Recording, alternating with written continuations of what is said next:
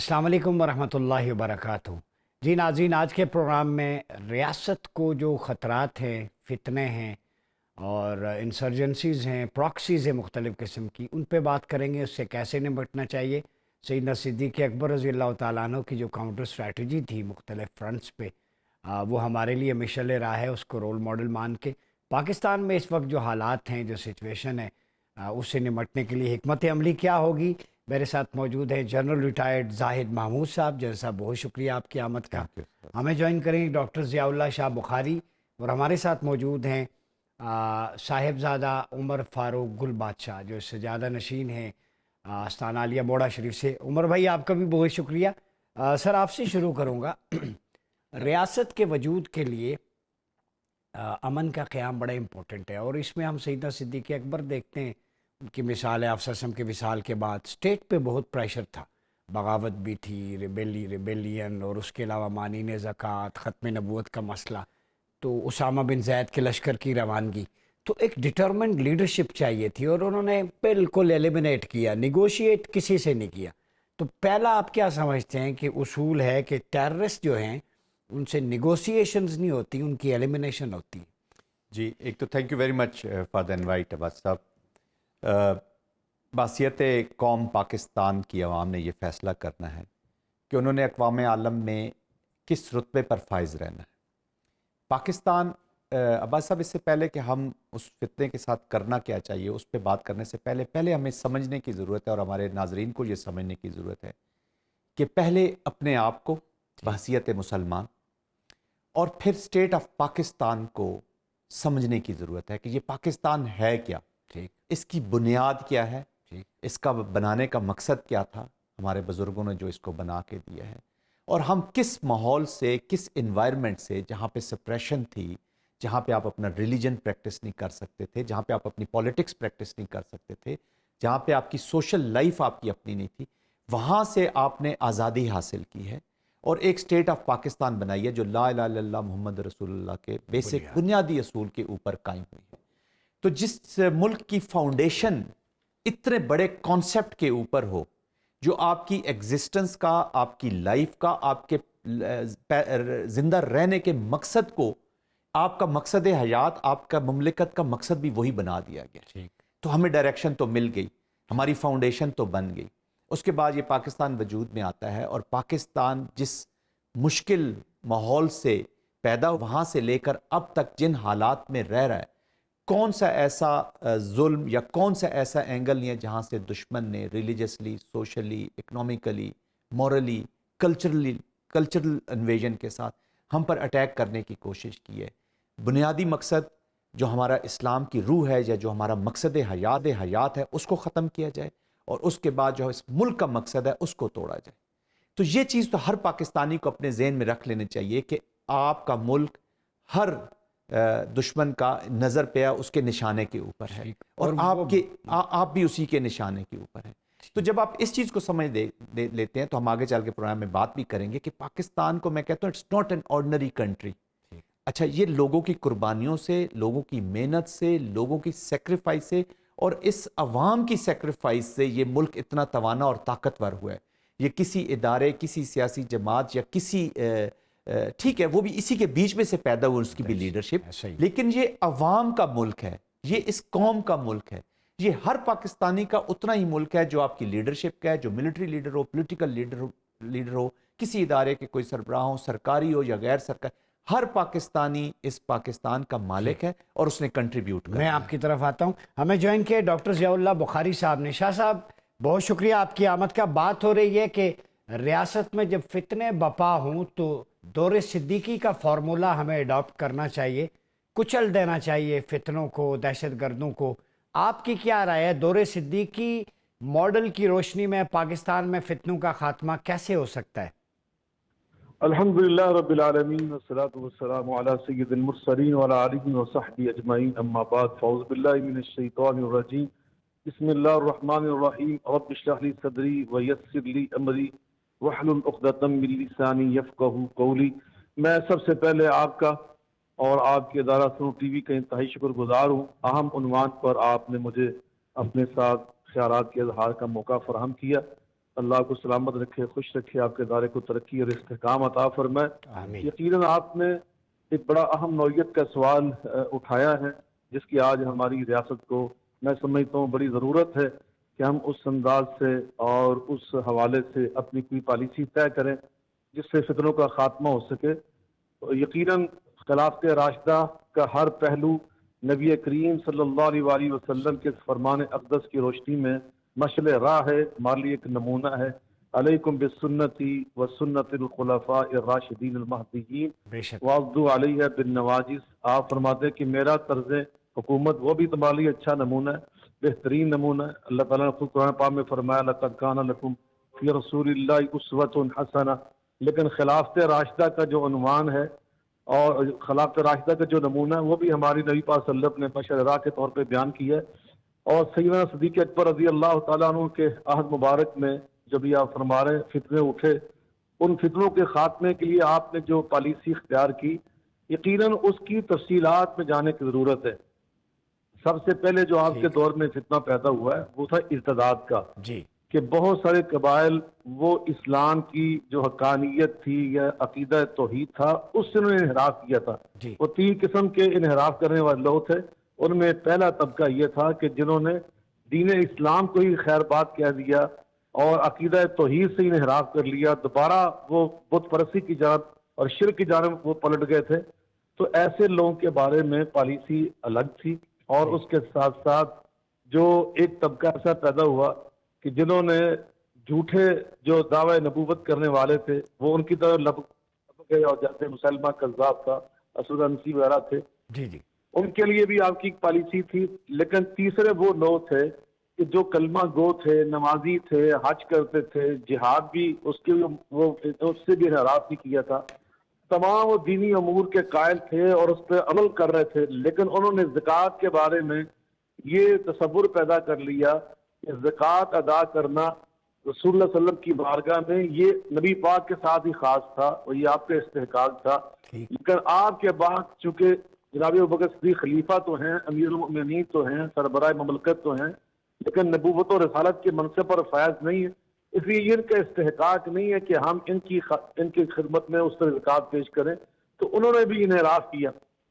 یقیناً اس کے بارے میں صحابہ کرام میں اختلاف بھی پیدا ہوا، تو یقیناً ہر جو پہلو تھا اس کے لیے آپ نے مشاورت کی ہے، اور مشاورت کے بعد حضرت عمر فاروق فرماتے ہیں کہ حضرت عمر فاروق جناب صدیق اکبر نے جب ہم سے مشورہ لیا تو میرا اپنا یہ موقف تھا کہ جو آدمی ساری دین کی ساری پابندی کر رہا ہے، صرف ایک زکوٰۃ سے وہ انکار کر رہا ہے اور اس کے لیے بھی وہ اپنی تعویل کر رہا ہے، یا اس نے ایک دلیل بنا لی ہے، حجت بنا لی ہے، اس کا وہ سہارا لے رہا ہے، تو ان کے ساتھ اس طرح جہاد نہیں ہو سکتا جس طرح اسلام سے انکار کرنے والے اور ریاست کے باغیوں سے ہوتا ہے۔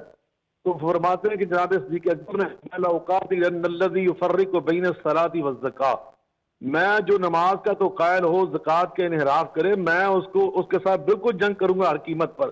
حتیٰ کہ فرماتے ہیں لو منعونی اقالاً، ایک روایت میں اناقاً، اگر وہ اونٹنی کا ایک چھوٹا بچہ تھے وہ نہیں دیں گے نبی پاک جو آج مبارک میں پیش کرتے تھے، میں تب بھی ان سے جنگ ٹھیک کروں شاہ گا۔ صاحب۔ اور یہاں تک مبالغے کے طور پہ فرمایا لو منعونی اقالاً، ایک روایت میں کہ وہ جو رسی جس سے باندھتے تھے، وہ رسی جس سے اونٹنی باندھتے تھے وہ بھی ادا نہیں کریں گے تو میں تب بھی ان سے جنگ کروں گا۔ جی یہاں تک تو فرماتے ہیں وما ہوا الا وقد قد شرح اللہ صدر ابی بکر فعرفت انہ الحق، فرماتے ہیں اس وقت تو میرے میں وہ چیز نہیں تھی، لیکن بعد میں مجھے احساس ہوا کہ اللہ تعالیٰ نے جناب صدیق اکبر کو شرح صدر عطا ٹھیک ہے کیا۔ شاہ جی، آپ کا کے پوائنٹ موقف میں پر ہو دوبارہ سکتا آپ کی طرف آتا ہوں، یعنی آپ نے جنگ کی ان فتنوں کی سرکوبی کے لیے۔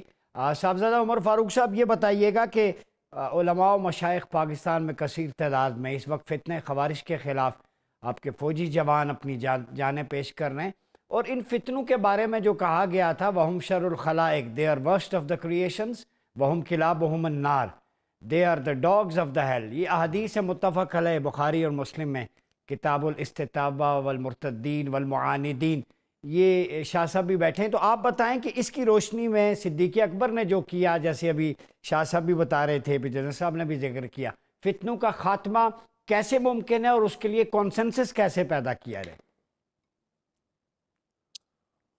جی الحمدللہ رب العالمین والصلاة والسلام علی سید الانبیاء والمرسلین۔ میں بہت ہی مشکور ہوں آپ کا کہ آپ نے مجھے اس موضوع پر اپنے اس ٹرانسمیشن میں لیا، گفتگو کرنے کا موقع دیا جی۔ بالکل مجھ سے قبل صحیح فرما رہے تھے جنہوں نے بہت خوبصورتی سے احاطہ کیا، حضرت ابو بکر صدیق رضی اللہ تعالی عنہ۔ آپ کی اگر خلافت اور فتنوں کی اگر بات کی جائے تو آقا علیہ الصلوۃ والسلام کی ظاہری اس دنیا سے رخصت ہو جانے کے بعد فتنوں نے اپنا سر اٹھانا شروع کر دیا تھا۔ بہت سے فتنوں کا شکار امت ہونا شروع ہو گئی تھی، اور جس میں سے ایک کا ذکر کیا مجھ سے قبل میرے جو بہت ہی عزیز ہیں، معزز میرے جو مہمان گرامی، کہ جو فتنہ ارتداد تھا، کہ جب دیکھا کہ آقا علیہ الصلوۃ والسلام ظاہری طور پر پردہ کر گئے ہیں، تو اب لوگوں نے طرح طرح کی باتیں کرنا شروع کر دی کہ جی یہ اگر نبی ہوتے تو یہ جو ہے ان کو یہ ظاہری موت نہ آتی، اور طرح طرح کی اس طرح کی جو باتیں ہیں وہ امت میں انہوں نے وہ ڈالنا شروع کر لی، اور اس کا پھر فائدہ بھرپور منافقین نے اٹھانے کی کوشش کی۔ اس پر پھر حضرت ابو بکر صدیق رضی اللہ تعالیٰ عنہ نے آپ نے پھر اس پر آپ نے بھرپور اس کا رد عمل کیا، اور اس فتنے کو جڑ سے اکھاڑ پھینکا، اور اگر وہ یہ نہ کرتے تو پھر بہت اس کے جو ایک اس کا نقصان ہو سکتا تھا، وہ نئے آنے والے جو مسلمان تھے، نو مسلم تھے، ان کے ذہنوں پر اس کا اثر ہو سکتا تھا۔ تو جو اقدامات کیے، جو تدارک کیا فتنوں کا حضرت ابو بکر صدیق نے، اس کا پھر آپ فائدہ یہ دیکھیں کہ حضرت عمر فاروق رضی اللہ تعالیٰ عنہ، آپ کے دور میں اسلام کی جو اشاعت ہوئی، جو اسلام مشرق سے مغرب تک پھیلا، وہ حضرت ابو بکر صدیق نے جو بنیاد ایک رکھی کہ جس میں فتنوں کو ختم کیا، یہ اسی وجہ سے پھر جو اشاعت تھی اسلام کی وہ ہوئی، وہ اس ریاست مستحکم اسلام ہوئی، یعنی صدیق اکبر نے اس کا بیس کیمپ کھڑا جی کر دیا۔ گفتگو کا سلسلہ جاری ہے، یا مختصر بریک لیتے ہیں، ملتے ہیں بریک کے بعد۔ ویلکم بیک ناظرین، پروگرام میں ایک دفعہ پھر آپ کا خیر مقدم ہے۔ بات ہو رہی ہے فتنوں کی سرکوبی کی۔ جناب صدیق اکبر کی ملٹری اسٹریٹجی کیا تھی؟ آئیڈیالوجیکل فرنٹ پہ، مختلف فرنٹس پہ آپ لڑے۔ جنرل صاحب ایک بات بتائیں، ہمارے ہاں ایک کلچر ہے، اور یہ میں آج سے نہیں دیکھ رہا، کافی عرصے سے دیکھ رہا ہوں۔ ہماری جو مقدسات ہیں، کتابیں بھری پڑھی ہیں، لٹریچر، تقریریں، سب کچھ، سیرت، صحابہ کرام، خلافہ ماڈل، سب سے خوبصورت عمر لاز ویسٹ نے اپنا لی۔ ٹی وی ٹاک شوز میں ہم علماء، مشائخ، اسکالرس کو جب دعوت دیتے ہیں تو پاکستان کے حوالے سے جب بات ہوتی ہے کہ اس کی روشنی میں یہاں کی پالیسی بتائیں، کوئی بات نہیں کرتا، گھبراتے ہیں۔ ایسا کیوں ہے؟ کون کرے گا پھر بات؟ دیکھیں، اس وقت عباس صاحب، پاکستان کا سب سے بڑا چیلنج یہ ہے کہ پوری قوم کو اکٹھا کر کے ایک راستے پر ڈالنے کی بات ہے، ایک چیز کو سمجھنے کی ضرورت ہے۔ انفارچونیٹلی، معذرت کے ساتھ، کہ ہمارے کچھ because of our political interest اور کچھ ہمارے مذہبی انٹرسٹ، میں بہت چھوٹا انسان ہوں کسی کے اوپر یہ کمنٹ کرنے کے لیے، بٹ یہ جو معاشرہ فیل کرتا ہے، اور میں ایک پاکستانی ہونے کے ناطے آپ سے بات، تو کچھ ہمارے سیاسی انٹرسٹ، کچھ ہمارے ریلیجس پارٹیز کہہ لیں، یا جو لوگ ہیں ان کے انٹرسٹ ہیں، کچھ مکاتب فکر کے، ہر ایک کے، اور کچھ انٹرسٹ ابھی اکنامکس کے ساتھ بھی ریلیٹ ہو گئے۔ تو ہر کوئی اپنے اینگل سے اس کو اس راستے کا تعین کرنا چاہتا ہے کہ ہم نے اس کو جانا کیسے ہے۔ ٹھیک۔ اچھا، ہماری پرابلم یہ ہے، سب سے بڑا ایشو یہ ہے کہ اس وقت لیڈرشپ کی سیریسلی ہمیں کمزوری نظر آتی ہے کہ ہم ایک چیز کے اوپر اکٹھے نہیں ہو سکتے۔ میں آپ کو ایک مثال دیتا ہوں کہ اگر آرمی پبلک اسکول کا واقعہ پشاور میں ہوتا ہے، تو دیکھیں وہاں پہ ہماری پولیٹیکل لیڈرشپ، ملٹری لیڈرشپ، ہمارے باقی تمام ادارے ایک پوائنٹ کے اوپر آئے، سب نے اپنے آپ کو تھوڑا سا ریگریس کیا، پیچھے ہٹے۔ ایک سیاسی حالات تھے اس وقت اکنامک کنڈیشنز بھی طرح ڈیفرنٹ تھی، اور ہماری جو سیکیورٹی کنڈیشنز تھیں اس وقت بہت ہی سخت ڈینجرس تھیں۔ اس وقت، آج بھی حالات تھوڑے سے سخت ہیں، لیکن اس کے بیچ میں ایک نقطے کے اوپر آئے جس کے اوپر ہم نے نیشنل ایکشن پلان کو ترتیب دیا، اور اس کو ہم نے پرسو کرنا شروع۔ لیکن آپ نے دیکھا کہ اس کی ترتیب دینے کے فوراً ہی بعد کچھ نہ کچھ اس میں نقائص ڈالنے شروع کر دیے گئے، یا کچھ نہ کچھ اس میں اپنا جو ول تھی اس کے اوپر امپلیمنٹ کرنے کی، وہ نہیں آ سکی۔ تو انفارچونیٹلی ہر ایک جو ہے وہ، جیسے میں نے دیکھے پروگرام کے پہلے سے بات کی کہ ہمیں پہلے اپنے مقصد کو، کیا ہم ہیں کیا، ہمیں پہچان کس نے دی ہے؟ میں اور آج ادھر بیٹھے ہوں تو پاکستان کی وجہ سے اس چینل پہ بیٹھے ہوں، ورنہ ہم شاید کہیں بیٹھے ہوتے اپنا کوئی اور کام کر رہے ہوتے. یا جو بھی ہمارے لیڈرشپ ہے، اگر ان کو کوئی نام ہے یا ان کو لیڈرشپ کے مرتبے، تو پاکستان کے لوگوں نے اس کو اس مرتبے پر فائز کیا ہے. تو ہم نے کرنا تو پاکستان کے لیے. تو جب تک ہم پاکستان کو اپنا آبجیکٹیو نہیں رکھیں گے، اس کی بنیاد کو اپنے ذہن میں نہیں رکھیں گے، جس کا میں نے ذکر کیا لا الہ الا اللہ محمد رسول اللہ، وہ جب ذہن میں نہیں رکھیں گے تو ہم کسی جوائنٹ اسٹریٹجی کے اوپر نہیں پہنچ سکتے. میں آتا ہوں آپ کی طرف. جی ہاں، تو ہم نے ایک جوائنٹ اسٹریٹجی کے لیے ایک قوم بننا ہے، قوم بننا ہے، نیشن بننا ہے. شاہ صاحب یہ بتائیں، اس وقت عزم استحکام بھی چل رہا ہے، فتنہ خوارج کے خلاف آپریشنز بھی ہیں ٹارگیٹڈ، دنیا کی 45 ایجنسیاں پراکسیز مسلط ہیں، لیکن اکیلی آپ کی فوج کھڑی ہے، اور اس کے سپہ سالار وہ ہیں کہ بارڈر پہ جاتے ہیں تو اپنے سولجرز کو قرآنک ورسز کوٹ کرتے ہیں. یعنی حافظ قرآن آپ کو ملا ہے ایسا آرمی چیف، کیا کہیں گے اس حوالے سے؟ یقیناً یہ آپ نے بڑی خوبصورت بات کہی ہے، اور میں سمجھتا ہوں 25 کروڑ جو ہمارے ایمان کے نور سے بھرے ہوئے سینے ہیں، ان کی آپ نے ترجمانی کا حق ادا کیا ہے. بلا شبہ اس وقت افواج پاکستان، جن کے بارے میں پورے شرح صدر سے ہم کہتے ہیں کہ یہ دنیا کی ایک بہترین فوج ہے، اور اسلامی فوجوں کے اعتبار سے اگر کہوں تو اس میں یہ ایک واحد فوج ہے کہ جس کا نصب العین وہ بڑا ہی عالی شان اور بہت ہی، میں سمجھتا ہوں، ایمان افروز ہے.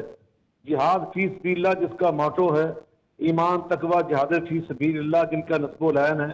اور اس وقت یہ ہماری خوش قسمتی میں اور اللہ نے اضافہ کر دیا، نور و نور ہے، سونے پہ سہاگا ہے کہ ہمارے سپاہ سالار اعظم چیف آرمی سٹاف اس وقت وہ جہاں ایک سید خاندان کے چشم و چراغ ہیں، اس کے ساتھ ساتھ وہ قرآن مجید فرقان حمید کے حافظ ہونے کے اعزاز بھی رکھتے ہیں.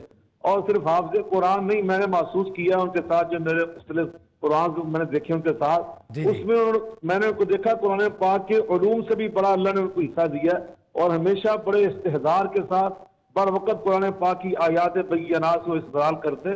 تو یقیناً انما جزاء الذین یحاربون اللہ ورسولہ ویسعون فی الارض فسادا ان یقتلوا ویصلبوا وتقطع ایدیہم وارجلهم من خلاف، آخر تک.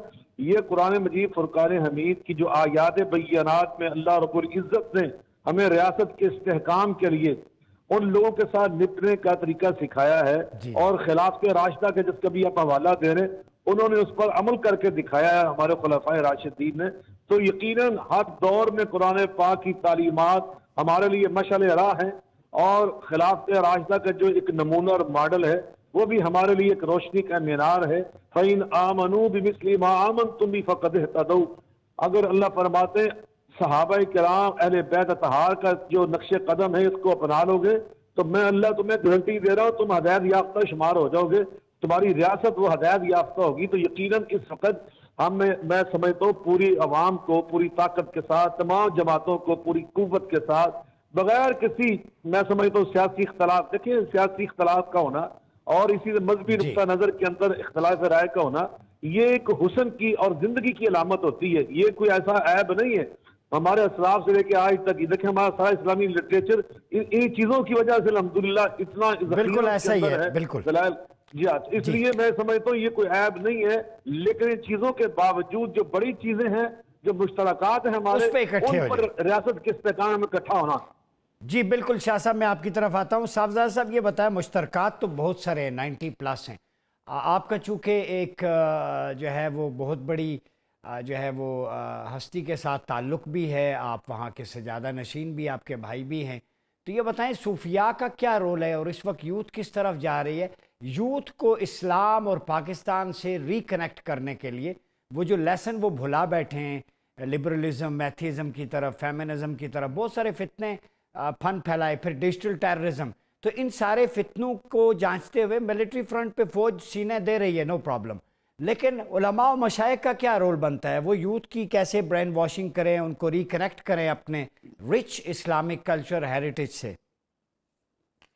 جی بالکل ڈاکٹر صاحب، بڑا آپ نے خوبصورت سوال کیا ہے، اور یہ وقت کی ضرورت ہے کہ یہ جو صوفیزم ہے یا صوفیہ کا کام ہے، یا جو علماء حق ہیں، ان کا کام یہی رہا ہے کہ انہوں نے خلفائے راشدین کے بعد جو بعد میں کام کیا اسلام کے لیے، اس کی اشاعت کے لیے، اور خاص طور پر جو امن کے لیے، اس میں صوفیہ سر فہرست ہے، ان کا نام آپ دیکھیں تو ایون بر صغیر میں بھی اب اگر آپ دیکھیں تو آج وقت کی ضرورت ہے کہ ہم جو نوجوان ہیں ان کو ہم اس صوفیہ کا جو طریقہ ہے اس سے ہم جوڑیں، کیونکہ آپ نے دیکھا ہوگا کہ دنیا بھر میں جو کائنیٹک مینز ہیں وہ بھی بہت اربوں ڈالر اس میں لگ چکے ہیں، لیکن آج تک ہم جو ہے وہ ایکسٹریمزم کو کاؤنٹر نہیں کر سکے۔ اور اب ویسٹ میں بھی یہ سوچنے کو وہ اس مجبور ہو چکے ہیں کہ اب نان کائنیٹک مینز پر ان کو آنا پڑے گا، اور یہ کاؤنٹر کرنے کے لیے ریڈیکلزم کو، ایکسٹریمزم کو، تو اس میں سمجھتا ہوں کہ ہمیں جو دین کا جو یہ پہلو ہے جو امن کا ہے اور جو تفریق و پردازی کو ختم کرنے کا ہے، وَاعْتَصِمُوا بِحَبْلِ اللَّهِ جَمِيعًا وَلَا تَفَرَّقُوا وَاذْكُرُوا نِعْمَةَ اللَّهِ عَلَيْكُمْ إِذْ كُنْتُمْ أَعْدَاءً فَأَلَّفَ بَيْنَ جی قُلُوبِكُمْ فَأَصْبَحْتُمْ بِنِعْمَتِهِ إِخْوَانًا، کہ اب وہ جو ایک نعمت تھی جس میں آقا علیہ الصلوۃ والسلام کے صدقے ہم آپس میں مل بیٹھے، ہم بھائی بھائی بن گئے، اب ہم اس نعمت کی ہمیں ضرورت ہے کہ ہم آپس میں دوبارہ مل کر بیٹھے، تفرقہ پردازی کو ختم کریں۔ اور پھر یہ آج آپ دیکھیں کہ سیریا میں کیا ہو رہا ہے، شیعہ سنی ہے، آپ یمن میں آ جائیں تو 5-6 گروپ آپ کو ملیں گے، وہ تمام کے تمام گروپ جو ہیں مسلمانوں کے ہیں۔ آپ یہ نہیں کہہ سکتے ISIS، القاعدہ، آپ دیکھ لیں کہ حوثی ہیں اور دیگر جتنی بھی وہاں جماعتیں لڑی ہیں، اور یہی دشمن کا ارادہ ہے۔ دشمن نے کیٹیگوریکلی یہ کہا بھی ہے کہ ہمیں جو ہے وہ اب براہ راست حملہ اگر ہم نہ بھی کریں تو پاکستان کو ہم اندر سے اتنا توڑ سکتے ہیں کہ ہمیں جو ہے وہ براہ راست اس پہ حملہ کرنے کی بھی ضرورت ہے۔ اور آپ دیکھیں کہ یہ وہی ہو رہا ہے کہ جماعتیں اٹھتی ہیں ایک نئے فتنوں کے ساتھ اٹھتی ہیں اور کوئی ایجنڈے کے تحت اٹھتی ہیں، اور یہ میں دوبارہ سے اپنی پاک فوج کو، ان کو میں خراج عقیدت بھی پیش کرتا ہوں، سلام پیش کرتا ہوں کہ جس طریقے سے یہ لوگ فتنے کی سرکوبی کر رہے ہیں، تدارک کر رہے ہیں، اس میں ہمارے جو چیف ہیں، جو ہمارے سپہ سالار ہیں، اس میں جو بڑھ چڑھ کر وہ جو یہ کام کر رہے ہیں، میں ان کو بھی سلام عقیدت پیش کرتا ہوں۔ گفتگو کا سلسلہ جاری ہے، یا مختصر بریک لیتے ہیں، ملتے ہیں بریک کے بعد۔ ویلکم بیک ناظرین، پروگرام میں آپ کا خیر مقدم ہے۔ جنرل صاحب یہ بتائیے گا، علماء بھی آن بورڈ ہیں، ایک صاحبزاد صاحب گدی سے ہیں، موڑاشی بہت بڑی گدی، لاکھوں مرید ہیں، ہر کوئی اپنے فرنٹ پہ اپنا رول پلے کر رہا ہے۔ جیسے انہوں نے کہا فالٹ لائنز بہت زیادہ ہیں، ISIS، القاعدہ یا وہ جماعتیں جو بین آؤٹ فٹس ہیں، ان کو اسلام کا ایک مطلب ریئل امیج بنا کے پیش کیا جانا دنیا میں۔ آپ کو پتہ ہے تل ابیب سے اس کی بنیاد ابو بکر البغدادی کون تھا، لیکن یہ علماء اسکالرس کی، ہم سب کی ذمہ داری ہے کہ اسلام کا جو لینینٹ امیج ہے، سافٹ امیج ہے، ٹرو ریپرزنٹیشن ہے۔ چونکہ ISIS کبھی بھی تل ابیب میں دھماکہ نہیں کرتی، یا ISIS نے کبھی کسی امریکن کو نہیں مارا، مسلمانوں کو ہی مارتا ہے۔ تو یہ دنیا کو ہم کیسے مطلب پورٹرے کریں؟ سلیبس کے لحاظ سے بھی آپ بتائیں، اکیڈیمیا تھرو میڈیا اور اپنے ملٹری ایکسپیرینس کی روشنی میں بتائیں۔ عباس صاحب، آپ نے نہایت ہی شاندار جو کرکس ہے نا آج کی پوری ڈیبیٹ کا، وہ بھی آپ نے اس چیز کا ذکر کیا ہے۔ 3-4 چیزیں، سب سے پہلے تو جو صاحبزادہ صاحب ابھی فرما رہے تھے کہ ہر کوئی اپنا رول دیکھیں، ہمیں سمجھنے کی ضرورت ہے۔ اگر آپ نے پہلے پریس کانفرنس بھی دیکھی ہوں گی یا بات چیت بھی ہوتی ہے، جی جی، پاکستان کو یہ سمجھنے کی ضرورت، ہم سب لوگوں کو یہ سمجھنے کی ضرورت ہے کہ دہشت گرد سے تو فوج لڑے گی، لڑ رہی ہے اور لڑتی رہے گی، اس کو مارے گی۔ جو دہشت گردی ہے وہ قوم نے اس کو ختم کرنا ہے۔ تو علماء کا، سب طبقہ فکر، جتنے بھی ہمارے لوگ ہیں، ان سب کا ایک رول ہے، whole of a nation approach. یہ نہ ہوئی تو ہم ایون کہ جو ملٹری آپریشنز ہیں یا جو ہماری سیکیورٹی فورسز قربانیاں دے رہی ہیں، یہ سب رائے گاں چلی جائیں۔ کیا خوبصورت آپ نے ویسے وہ انسائٹ دیا ہے کہ ٹیررسٹ کو فوج مارے گی، ٹیررزم کو نیشن مارے کر سکتی۔ تو اس میں کوئی ایلیمنٹ بھی جس نے اپنی ذمہ داری نہ نبھائی، وہ اپنے آپ کو ختم سمجھے، وہ بھی ختم ہو جائے گا۔ اگر علماء ہیں اور اگر یہاں پر وہ والا اسلام یا وہ والا جو مست چہرہ ہے جو خارجی لے کے آ رہا ہے، جس کا آپ اشارہ کر رہے ہیں، تو پھر وہ قوم کو بتا دیں کہ جی وہ دیکھیں، وہ ہمارے طرز زندگی کو بدلنا چاہتا ہے۔ افغانستان میں آپ دیکھ لیں، طالبان کی حکومت ہے، ڈس آرڈر کا شکار ہے، گورننس نہیں، وہ طرز حیات، تعلیم، خواتین کی تعلیم پہ پابندی، آپ نے داڑھی کتنی رکھنی ہے، کتنی نہیں رکھنی، آپ نے بال کاٹنے ہیں، نہیں کاٹنے۔ تو یہ وہ حالانکہ قطر میں ان کا لائف سٹائل جو دکھایا جاتا ہے، وہاں پہ ڈیفرنٹ ہے، اپنا لائف سٹائل ڈیفرنٹ ہے۔ دوسروں کے لیے کرکٹ ٹیم میں اپنے ترانے میں بینڈ باجے پہ ادب و احترام سے کھڑا ہونا، پاکستانی ترانہ ہو تو ہم نے جناب میوزک حلال نہیں ہے، صحیح کہہ رہے ہیں، ایسا ہی ہے، صحیح کہہ رہے ہیں. دوہرا دیکھیں بیان ہے نا۔ یہی میں کہہ رہا ہوں کہ یہ دو میجر فتنے ہیں جن کا اس وقت قوم کو سامنا ہے. ایسا ہی ایک فتنہ جو ریاست کا جغرافیہ بدلنا چاہتی ہے، بلوچستان کے کچھ ایلیمنٹس جو کہ جغرافیہ بدل جائیں، جو انشاءاللہ وہ کبھی BLA وغیرہ BLA وغیرہ جو کبھی انشاءاللہ اس میں کام. دوسرا فتنہ وہ یہ ہے جس کا میں ذکر کر رہا ہوں، جو ہمارا طرز حیات بدلنا چاہتے ہیں، جو ہمارے ریلیجن کو مسخ کرنا چاہتے ہیں، وہ اپنا ایک سو کالڈ. تو دونوں فتنوں کے لنک باہر سے بھی جڑے ہوئے ہیں ہندوستان سے. دیکھیں جو بھی فتنہ جو ریاست کی جغرافیہ کو بدلنا چاہتا ہے، وہ اگر انڈیجنس ہوتا بھی ہے تو باہر کی سپورٹ کے بغیر وہ کبھی کامیاب نہیں ہو سکتا. ٹھیک، فنڈنگ کے بغیر، فنڈنگ کے بغیر، لاجسٹکس وغیرہ سے. Political human rights violations. آپ دیکھ لیں اگر وہاں پہ ایک جلوس میں اگر کسی عورت کو کوئی پولیس والا دھکا مار دے تو وہ پوری ہیومن رائٹس 4 گھنٹے کے بعد آپ کی اپیل بھی وہاں پہ ہو جاتی ہے. بلوچستان میں جو انسیڈنٹس ہوئے، اب بلوچستان میں جو عورتوں کی پامالی وہ لوگ کر رہے ہیں، جو مہرنگ تو باہر بھی وزٹ کر کے تو دیکھیں مہرنگ کا اپنا ایک ان کے ہیں، اس کو ہم بعد میں ڈیبیٹ بھی کر سکتے ہیں، ان کے اپنے ایشوز ہیں. لیکن اب وہ جو بلوچ خواتین کی مہرنگ یا وہ ان کی جو ایسوسیشن یا جو یکجہتی کونسل ذکر کرتی ہے کہ جی خواتین کا استحصال ہو رہا ہے بلوچ کلچر کے خلاف، تو بلوچ کلچر میں کیا سوسائڈ بامرز پیدا کیے جاتے ہیں؟ عورتیں سوسائڈ کے لیے تیار کی جاتی ہیں؟ یہ میں جاننا چاہوں گا شاہ صاحب سے بھی کہ یہ جو آپ نے بات کی نا خواتین، شاہ صاحب یہ بتائیے گا، ضیاء اللہ شاہ صاحب، کیا خواتین اگر کسی مس انٹرپریٹیشن اور فتنے کو لیڈ کر رہی ہیں اور انہیں اس چیز کا علم نہیں ہے تو ان کے ساتھ کیا مذاکرات کرنے چاہیے، انہیں سمجھانا چاہیے؟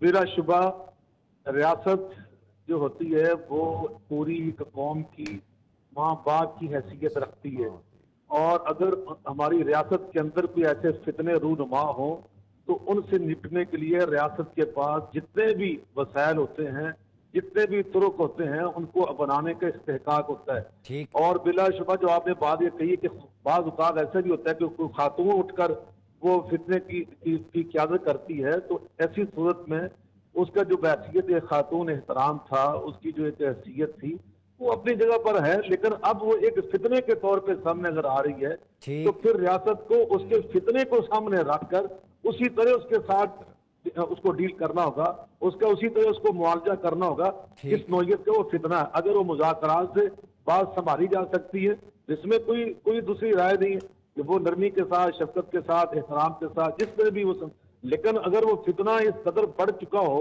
اور وہ ریاست کے لیے ایک ناسور کی حیثیت بن چکا ہو تو یقیناً جیسے ایک ذمہ دار معالج وہ اپنی ذمہ داری سمجھتے ہوئے اس ناسور کو اس جسم سے الگ سمجھتا ہے، تو وہ ریاست کے پاس پورے استحکام، جو ابھی میں نے قرآن پاک کی آیت مبارکہ آپ کے سامنے تلاوت کی پچھلی گفتگو میں، انما جزاء الذین یحاربون اللہ، کہ جو اللہ اور رسول کے ساتھ جنگ کرتے ہیں اور آ کر ریاست کے فتنوں و فساد پیدا کرتے ہیں، یہ صرف مردوں کے لیے آیت نہیں ہے، یہ صرف مرد ہی اس کے مخاطب ہے کہ اگر مرد فتنہ کرے تو اس کے ساتھ اس طرح نپٹنا چاہیے، اگر وہ خاتون ہو تو پھر نہیں.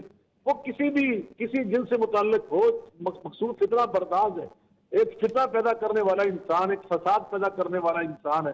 ابھی آپ سیدنا ابوبکر صدیق کی آپ بات کر رہے تھے تو مسلمہ کذاب کے دور میں ہی وہ ایک خاتون بھی تو اٹھی تھی نا، اور اس خاتون نے سجا بنت حارثہ تو وہ یقیناً جناب خلافت راشدہ نے پھر کیا کردار ادا کیا. اچھا شاہ صاحب، خاتون انہوں نے دیکھا، خاتون انہوں نے دیکھا جاتا، اس کے فتنے کو دیکھا جاتا ہے، یہ بڑی فساد کو دیکھا جاتا ہے. جی بڑی زبردست بات کی. یحاربون اللہ میں مرد عورت شامل ہے اور یہ باب مفالہ ہے نا، محاربہ. ذرا باب مفالہ کا لوگوں کو فائدہ بھی بتا دیں، یہاں محاربہ سے کیا مراد ہے؟ یقیناً دیکھیں، اگر ایک گروہ اٹھ کر پورا وہ ریاست کے گریبان کو پکڑ لیتا ہے اور وہ ریاست کے ساتھ اس طرح کے مسائل پیدا کر رہا ہے کہ جس طرح، اور بعض کا جیسے بھی جنرل صاحب بات کر رہے تھے، بڑی خوبصورت بات کر رہے تھے، ان کے سلوگن ایسے ہوتے ہیں، نعرے ایسے ہوتے ہیں کہ وہ بظاہر یوں لگتا ہے کہ وہ دین کی بات کر رہے ہیں، وہ اسلام کی ترجمانی کر رہے ہیں، ایمان کا نام لے رہے ہیں. ایسا فتنہ جناب خلافت راشدہ میں جناب حیدر کرار کرم اللہ کریم کے دور میں بھی ہوا تھا. تو آپ جب انہوں نے کہا تھا ان الحکم الا للہ، یعنی باغیوں نے، ریاست سے فتنہ و فساد پیدا کرنے والوں نے یہ سلوگن، یہ ان کا نعرہ تھا کہ جناب ان الحکم الا للہ، ریاست میں اور دنیا میں اور روئے زمین پہ صرف اللہ کا حکم چلتا ہے. تو آپ نے کیا وہاں پہ فرمایا تھا؟ جناب حیدر کرار نے فرمایا تھا کلمت حق، کلمت حق ارید بها الباطل. بلا شبہ یہ کلمہ تو حق کا ہے، اللہ کے قرآن کی آیت ہے، لیکن اس کو استعمال کرنے کے جو پیچھے جی شاہ مقاصد ہیں صاحب، وہ باطل کے ہیں، میں وہ میں فتنہ ہے. میں آپ کی طرف آتا ہوں، صاحبزاد صاحب کی طرف جاتا ہوں. یہ فتنہ ہے مقاصد. صاحبزاد صاحب یہ بتائیں کہ درگاہیں گدی نشین دہشت گردی کے خاتمے میں کیا رول پلے کر سکتے ہیں؟ کیونکہ دہشت گرد تو فوج مار دے گی، دہشت گردی، شدت پسندی، فینیٹسزم، ریڈیکلائزیشن، یہ پوری سوسائٹی کی انوالومنٹ کے بغیر ختم نہیں ہو سکتا، اور اس میں آپ لوگوں کا بڑا رول ہے. جی جی بالکل ڈاکٹر صاحب، اس میں دیکھیں جس طرح میں نے پہلے بھی عرض کیا کہ کاؤنٹرنگ وائلنٹ ایکسٹریمزم، جو CVE جس کو جس کے لیے ٹرمنالوجی یوز کرتے ہیں، جی اور کاؤنٹرنگ جو ریڈیکلزم ہے، جی اس کے لیے بالکل جو صوفیاء کا کردار ہے بہت ہی اہم کردار ہے. جی اور میں سمجھتا ہوں آج یہ وقت کی ضرورت ہے کہ بغیر اس کے ہم جو ہماری جو عظمت رفتہ ہے ہم اس کو وہ حاصل نہیں کر سکیں گے. آج ہمیں نکلنا ہے اپنے وہ نکل کر خانقاہوں سے ادا کر رسم شبیری. تو آج تمام جو علماء ہیں یا مشائخ ہیں، آج ان کو اپنی جو فروعی اختلافات ہیں، میں سمجھتا ہوں کہ ان کو ایک طرف رکھ کر آج، کیونکہ ہمیں بیرونی جو اتنے دشمن ہیں ہمارے، جو بیرونی ہمارے اتنے مسائل ہیں، آج ہم جب تک اندر سے مضبوط نہیں ہوں گے ہم ان کا مقابلہ نہیں کر سکتے. آپ دیکھیں کہ یہ ملک ہمیں اللہ تبارک و تعالیٰ کی بہت بڑی نعمت ہے. اس کا اندازہ آپ لگائیں، ہم سنتے آئے ہیں ہمیشہ سے، میں نے بھی اپنی ساری عمر ہی سنا ہے کہ جی پاکستان جو ہے وہ کلمے کی بنیاد پر بنا اور یہ بہت بڑی نعمت ہے. لیکن آج ہم نے اس چیز کو ریئلائز کیا ہے. آپ انڈیا میں دیکھیں، آپ باقی ممالک میں دیکھیں جہاں پر آزادی نہیں ہے، جی وہاں پر جہاں پر مسلمان مائنورٹی ہے، وہاں پر ان کے ساتھ کیا سلوک ہو رہا ہے. آج ہیومن رائٹس کہاں سوئی ہوئی ہے؟ آپ دنیا بھر کی تمام ہیومن رائٹس کو آج دیکھیں، آج کہاں پر ہے؟ کون آواز اٹھا رہا ہے؟ انڈیا میں آپ دیکھیں، آپ ابھی ڈاکٹر ذاکر نائک آئے ہیں پاکستان میں، آپ دیکھیں یہ ملیشیا شفٹ ہو گئے ہیں، ان کے ساتھ کیا رویہ وہاں پر کیا گیا ہے. وہاں پر اوقاف کے ابھی وہاں پر ایسا ایک بل پاس کر رہے ہیں کہ جتنے مساجد ہیں وہ تمام اپنی مرضی سے وہاں پر وہ مندر بنا سکتے ہیں. اوقاف کی جتنی زمینیں بزرگوں نے، مسلمانوں جو تھے ان کے بزرگوں نے وقف کی، جن پر مدارس ہیں، بچے استفادہ کر رہے ہیں، آج وہ تمام کو جو ہے وہ حکومت اس کو ہڑپنا چاہتی ہے. تو یہ دیکھیں وہاں پر بہت سے مسائل ہیں، ہمیں اس کی قدر کرنی چاہیے کہ ہمیں اللہ تبارک و تعالیٰ نے یہ اتنا ایک عظیم ملک دیا، اس میں ہر قسم کی نعمت موجود ہے، ہم اس کی قدر کریں اور اس میں اپنا جو کردار ہے اس کو ہم ادا کریں. جی جنرل صاحب، کلوزنگ ریمارکس آپ دے دیں کہ پاکستان کا یہ فتنوں کی سرکوبی کے بعد آپ فیوچر کیا دیکھتے ہیں؟ پر امید ہے نوجوان کو کیا پیغام دیں گے؟ چونکہ میں دیکھ رہا ہوں کہ آپ کی غالباً ایک آپریشن میں لڑتے ہوئے آپ کی بھی ٹانگ کٹی ہے، ایسا ہی ہے؟ جی تو ایسا آپ غازی ہیں اور آپ کا خون بھی شامل ہے، تو کیا پیغام بڑا امپیکٹفل ہوگا؟ دیکھیں میں اپنے نوجوانوں سے یہ ضرور کہنا چاہوں گا کہ یہ ڈیجیٹل جو دہشت گردی، ہر جو ہمارا بچہ ہے، ہمارا نوجوان ہے، ہماری بچی ہے، اور ہماری جو لیڈرشپ ہے ان کو بھی، کہ ہر بات کی تحقیق کرنا ضروری ہے ان کے. ذاتی طور پر آپ پڑھے لکھے لوگ ہیں، آپ پہ ایکسیس ہے، انٹرنیٹ پہ ہے، آپ تحقیق کریں کہ کون سا پیغام کہاں سے اور کس مقصد کے لیے آ رہا ہے. کیونکہ اس وقت ہمارے نوجوانوں کی جو امید اسٹیٹ کے اندر اور جو ہوپ ہے اور جو ان کا دماغ ہے وہ ٹارگٹ ہو رہا ہے، چاہے وہ بلوچستان کے کالجز، سکولز، یونیورسٹیز ہوں یا پنجاب کے ہوں یا کہیں بھی ہوں پاکستان میں، ان کی امید کو ٹارگٹ کیا جا رہا ہے. ایک چیز میں جلدی سے یہ کہنا چاہوں گا عباس صاحب، کہ یہ دیکھیں، یہ جو انفارچونیٹلی یہ جو فتنہ والوں نے نا، یہ جو ٹرمز، اور وہ بچے جو مدارس میں ہیں یا جو تھوڑا سا ریلیجس ٹلٹ زیادہ رکھتے ہیں اور وہ ریلیجس اینگل سے چیزوں کو دیکھتے ہیں، ان کو اس چیز کی سمجھنے کی ضرورت ہے کہ ہماری جو سپریم ٹرمینالوجیز ہیں، میں فوج میں سپاہی رہا ہوں، میں فوج میں رہا ہوں، میں ہوں مجاہد، میں پاکستان کی اسلامک فوج میں رہا ہوں، میں ہوں جو جہادی، میں ہوں، میں جہاد کرتا ہوں، لیکن وہ جہاد جو مجھے نبی پاک صلی اللہ علیہ وسلم نے سکھایا، جو میرے قرآن میں موجود ہے. ٹھیک ہو گیا. ٹھیک ہے. تو یہ جو چہرہ لے کر آئے ہیں، یہ جو ان کو جان بوجھ کر یہ انٹرنیشنل کنسپیریسی کہہ لیں یا ڈیزائن کہہ لیں، ایک بڑے ڈیزائن کو سمجھیں جو مسلمانوں کے، ہماری جو سپریم ٹرمز ہیں جہادی، یہ جو ہمارا سپاہی ہے، یہ جو ہماری سپریم ٹرمز ہیں وہ ان کو دے دی گئی. ان کو دے دی تو وہ گئی. ٹیررسٹ ہیں، ان کو ٹیررسٹ رہنے دیجیے، اور اسٹیٹ کو چاہیے کہ ٹیررسٹ کو ایسے ہی ڈیل کرے جیسا کہ ہمیں حکم ہے ٹیررسٹ کو جی ڈیل. بہت شکریہ جنرل ریٹائرڈ زاہد محمود صاحب، ڈاکٹر ضیاء اللہ بخاری صاحب، صاحبزادہ عمر فاروق صاحب، آپ کا بھی بہت شکریہ تینوں مہمانوں کی آمد کا. صرف اتنا کہ بہت سارے لوگ جب فتنوں کی سرکوبی کی بات ہوتی ہے کہتے ہیں آرمی کا سپاہی قربانی دیتا ہے. ہر رینک کے آفیسر نے، چاہے وہ میجر ہے، کیپٹن ہے، بریگیڈیئر ہے، جنرل ہے، اس کی زندہ مثال میرے اسٹوڈیو میں جنرل ریٹائرڈ زاہد محمود ہیں، جن کے جسم کا ایک عضو اس وطن کے دفاع کے لیے قربان ہوا، فتنے کی سرکوبی کے لیے قربان ہوا. زندہ مثال، اس سے زیادہ کچھ نہیں. اپنا بہت خیال رکھیے گا. اپنے میزبان ڈاکٹر عمر ریاض عباسی کو اجازت دیجیے. اللہ حافظ.